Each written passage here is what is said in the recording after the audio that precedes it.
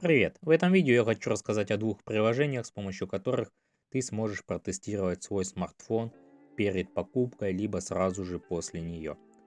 Тестировать мы будем многие параметры телефона, дисплей, датчики, процессор, а также падение производительности при нагреве. И первое приложение называется Device Info. Для этого зайдем в поиске и английскими символами введем Device Info.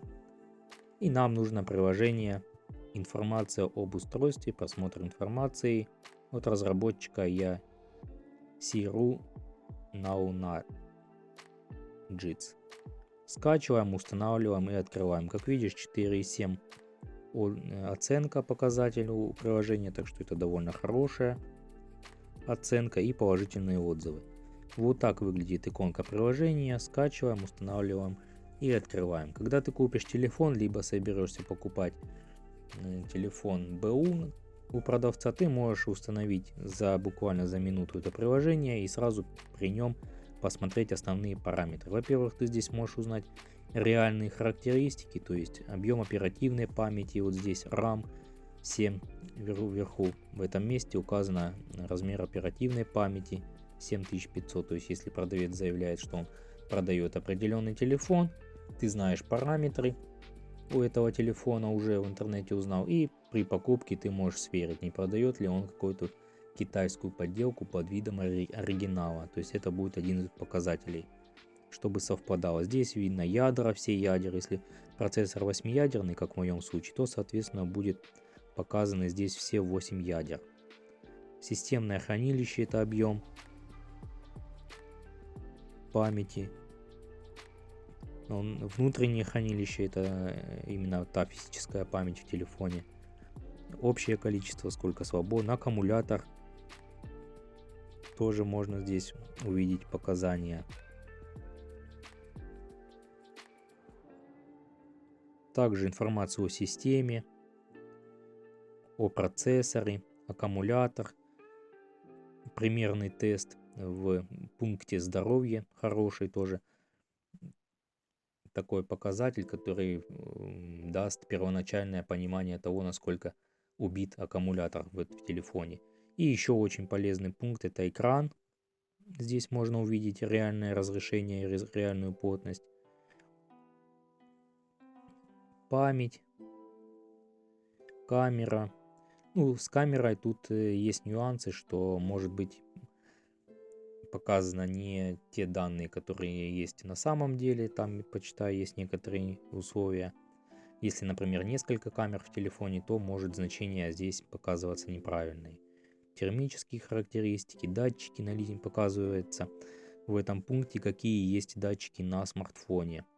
Установленные приложения, и вот очень полезный пункт последний — тесты. Здесь можно провести некоторые тесты, которые позволят довольно быстро определить основные характеристики, основные моменты. То есть, например, можем протестировать экран. Нажимаем экран, нажимаем далее, и далее у нас экран полностью заливается одним цветом. Если внимательно посмотреть, то можно будет увидеть, есть ли битые пиксели. Они будут, если такие пиксели будут, то они на сплошном цвете будут очень хорошо выделяться. На белом, на черном можно их увидеть яркие, на белом тоже бывают черные точки. То есть с помощью этого теста можно протестировать экран на битые пиксели. Нажимаем зеленую галочку, мультитач, можем проверить, какое количество поддерживает касаний. Вспышку проверить можно быстро, она включает, отключает ее, этот пункт. Динамики проверяем, ушной динамик можем проверить, то есть тот, в который вы слышите. То есть произвести такой довольно полноценный тест, чтобы понять вообще, что в смартфоне все работает. Близость уха — это датчик приближения, когда мы говорим по телефону, чтобы экран отключался. Акселерометр проверяется, вибрация проверяется.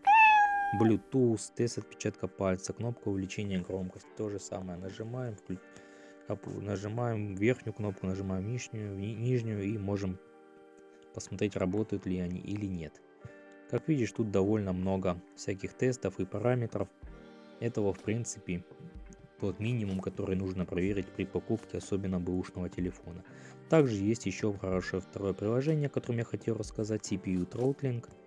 В поиске ты можешь его найти. Например, если введешь GPU тест, вот так выглядит приложение CPU Throttling Test от разработчика Procedural Profit. Вот такая иконка, и тоже у приложения хорошие отзывы, хорошая оценка 4.4. Это уже более глубокий тест, и на него требуется немного времени. Но смысл этого теста в том, что это приложение нагружает по максимуму процессор, и по истечении там небольшого времени теста, 5 минут, от 5 минут, если тест ты проведешь, ты сможешь увидеть, есть ли просадка по производительности во времени. То есть это будет означать, что когда твой телефон нагреется, то если у тебя в тесте покажутся просадки, то это будет означать, что когда ты будешь пользоваться телефоном и он нагреется, к примеру, при просмотре видео, либо тем более в игре, то начнутся подтормаживание, лаги и прочее. Это может свидетельствовать либо о том, что модель телефона неудачная, то есть неправильно разработано охлаждение, либо то может говорить о том, что какая-то есть проблема с охлаждением процессора уже по истечении времени. То есть может быть какое-то физическое изменение, то есть сможешь сделать вывод о том, что телефон стоит покупать или не стоит. Для того, чтобы запустить этот тест, нам нужно нажать Options и здесь Number of Threads выбрать значение 100. То есть мы будем по максимуму нагружать процессор наш. И можем еще выбрать Display CPU Temperature, чтобы увидеть температуру по ядрам. Все, это два значения, которые здесь нужно изменить. Нажимаем Save, и после этого можем нажать Start тест, и начинается тест. Такой тест стоит провести минимум 5 минут, чтобы увидеть результат. И в целом ты сейчас видишь вот эти значения, то есть пока зеленым, это в принципе нормальные показатели по тротлингу. Если и по процентам, если значения будут сильно падать, то это говорит о том, что какие-то проблемы с охлаждением у процессора и в этом конкретном телефоне, и лучше отказаться от покупки такого телефона. Также еще полезно узнать, какие нормальные показатели для конкретного смартфона. Предположим, если ты собираешься купить какой-то телефон, предположим, Samsung S20, ты можешь найти результаты этого теста в интернете, либо попросить кого-то произвести этот тест, узнать, насколько низко падает это значение. Как видишь, у меня здесь где-то до 75 упало, вот в этом значении. Можешь попросить и узнать, какие нормальные значения падения вот этого производительности при тротлинге. И потом, когда ты будешь покупать такой же телефон, допустим, бэушный у кого-то, ты запускаешь этот тест и видишь, если на том бэушном телефоне, который ты собираешься покупать, значение опускается ниже, чем у заведомо исправного, значит этот телефон имеет какие-то проблемы и стоит от него отказаться. Ну и естественно нужно допускать некоторую погрешность 5-10%, что один телефон может... Один и тот же телефон может давать небольшие разницу результатов. Это и от окружающей температуры зависит, и от других параметров. И еще один нюанс, этот тест стоит начать производить тест спустя где-то 10 минут, как телефон вообще не использовался, то есть чтобы был холодный процессор. И естественно, как сама программа предлагает нам, тест минимум 5 минут должен идти.